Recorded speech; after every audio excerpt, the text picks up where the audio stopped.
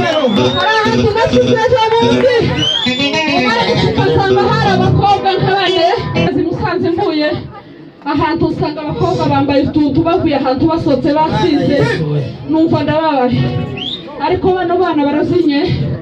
ngo tubyinane gutya turi ababyeyi babo numva ndishimye bituma kugira ngo mukaze Imana icyubahiro